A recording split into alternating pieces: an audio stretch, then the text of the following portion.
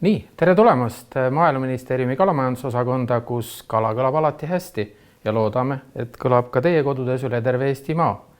Niisiis, minu tagasihoidlikud soovitused algavad sellest, et jätke meelde endale võlunumber 525 ja see on täpselt see grammide arv ehk 525 grammi, mida te peaksite Tervise Arengu Instituudi soovitusel nädalas kala tarbima. Ja kui te nii palju ei taha, siis tarbige miinimum ja see on 325 grammi. Nii lihtne see ongi. Aga nüüd lähemalt. Lähete siis kalapoodi, turule, kalaletti, kuidas kindlaks teha, milline on värske ja kvaliteetne kala. Ma annan teile väga lihtsad nipid, kuidas selles veenduda. Esimene, vaadake kalale silma. Silm peab olema selge, läikiv ja niiske. Mitte tuhm, punane ja kuiv. Teine nipp, vaadake kala lõpuseid. Kalalõpused peavad olema ilusad punakad, mitte roosad ega hallpruunikad. Ja kui nad on hallpruunikad, siis kala ei ole lihtsalt kvaliteetne, mis ei tähenda, et ta ei ole söödav, küll aga kvaliteet on madal. Järgmine nipp, kolmas, on väga lihtne. Püüdke luba kalamüüjalt puudutada sõrmega, pange kas või ühekordne kinnas kätte, kalaliha või kalakeha, vajutage ja laske lahti. Kui kalaliha on prink ja võtab tagasi oma endise kuju, siis kala on värske ja kvaliteetne. Sama kehtib ka fileede puhul, steikide puhul või muu töödeldud kujul värske, toore kala puhul. Aga nüüd asume asja juurde. Ja kõigepealt ma siis ütlen lühidalt, kuidas te teete vahet kilul ja räimel. See on imelihtne. Võtate antud juhul siis räime ja katsute sabast pea suunas tema kõhtu ja see alumine kõhuäär on sile. Täiesti sile.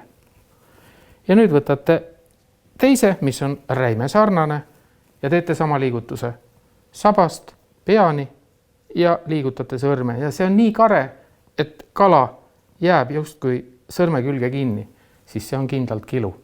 Miks seda vaja teada on? Eesti inimene armastab teha kilu sisse ehk vürtsikiluga soolata. Ja räim on igati hea nii praadimiseks, fileerimiseks, kuivatamiseks, vinnutamiseks, teha ka räimetoite, nagu näiteks räimesupp või räimevorm. Aga selleks, et seda teha, tuleb kala ära puhastada. Minu ees on siin tööriistad. Mina kasutan täna minimaalset tööriistade valikut, aga selleks, et räime puhastada, on meil vaja väikest nuga. Ja mina alustan tavaliselt nii, et lõikan ära räime pea. Räime pea lõikamisel on tähtis alustada pea lähedalt, et see kõige mõnusam paksem seljaliha ikka süüa saab, mitte ei lähe komposti. Lõikame räime pea. Ja nüüd on selline liigutus, ehk et hoitakse räime nii, lükatakse pöial sisse ja liigutakse peast saba poole ja lükatakse räime sisikond välja. Räim on puhastatud. Järgnevaks eemaldan saba. Saba ja pea lähevad siis hiljem biokomposti, mitte olmejäätmetesse. Võetakse kätte niimoodi seesama räim, millel on sisikond väljas, pea ja saba eemaldatud. Ja hakkate otse alla vajutama selja suunas, ehk et siis lükkate ta nii-öelda liblikaks.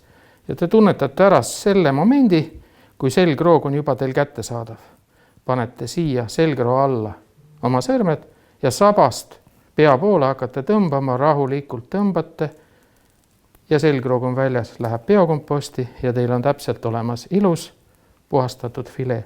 Siin juures ütlen, ärge kala peske või peske teda nii minimaalselt kui võimalik. Siis on kalal õige maitse ja hea maitse. Selline siis oli tänane kala kõlab hästi, väike sissejuhatus ja edasi jätkate juba ise ning jõulud on tulemas ja ma arvan, et see on hea vaheldus traditsioonilisele nii-öelda ahjupraele, mida siis tehakse sealihast, aga võite kasutada ka kala, miks mitte räime, kilu või ahvenet.